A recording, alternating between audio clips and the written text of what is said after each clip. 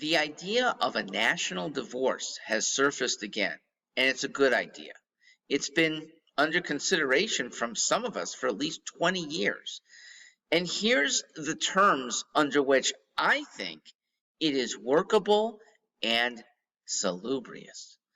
We don't do it state by state.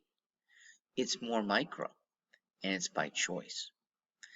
County by county, or even town by town, urging each town or county to select which of two systems of governance they'd like to join. Now, maybe they'd even have a third.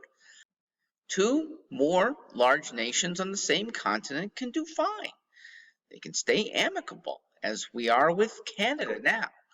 Those left in one nation while their relatives are stuck in another can still visit.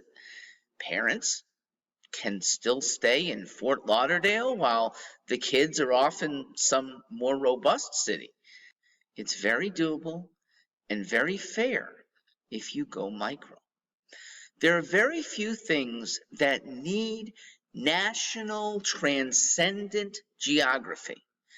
The military is one. Federal courts might be another, but even them, I think, can stay divorced or become divorced, where there's a country with federal liberal laws and a country that enforces constitutional, good, old-style laws. People can then move, and they wouldn't be moving very far. The next county might be the red county, 40 miles away, no more than an hour. So you're not stuck. Who does this help? Everybody, okay? For conservatives, we get what we want. Maybe not across the nation, but in county after county where there's a majority conservatives now, and even more that'll join us, we live our lives happily under a real republic. What do the leftists get?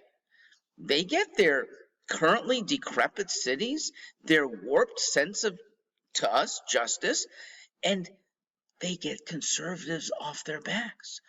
The mean conservatives no longer are concerned about their enclaves. And finally, what about the conservatives stuck in, let's call them cities, okay? The ones that are going to opt for, at least initially, these leftist enclaves. We still get their long-term attention to what we're doing in the newfound or rejuvenated country, and the conservatives might more easily leave. I do care about conservatives who've been stuck in cities, even though they've abided by the rot that has happened.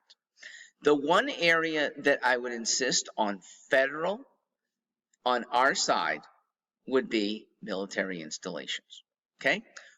I'm only trusting us to protect us. Now, we'll protect the leftist enclaves as well. Fine, okay? And I think we should shoulder the majority of the cost. What do we get out of that? Okay, overly covering the cost, we get the assurance that our military is done right. Even if it's 80% of the cost of the military, we'll cover it.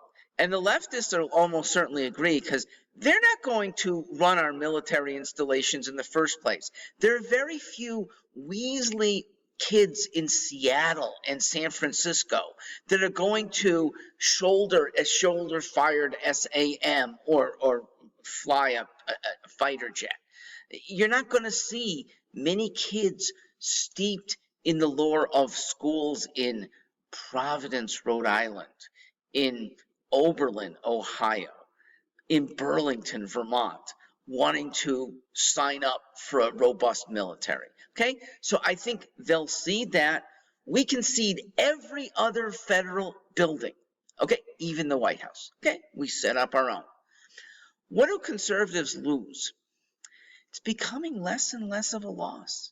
All right, so we won't have cities that are governed our way. We don't now. Is it possible we'd be prevented from even visiting New York and Chicago? Or if visiting, we'd have to have masks and vaccinations. It's possible, and I think we can let them go, okay? You don't have to go to every sporting event, every concert. Let them stay. New sports teams can flourish in new areas, okay? Most arenas that have been built in the last 30 years have been outside the cities anyway. Most good restaurants that have flourished have been in suburbs and even in rural areas. We'll do fine. Is this an admission of loss? Somewhat, okay? It's an admission that we've lost the culture for now, and we don't care to fight. We care to live our lives our way. But in the long term, it is a maybe more effective fight, because 20 years later, as people in the leftist enclaves are looking at the rest of us, seeing how much more prosperous and happy those in the conservative enclaves are, they just may themselves vote themselves back. And we'll take them, but on our terms.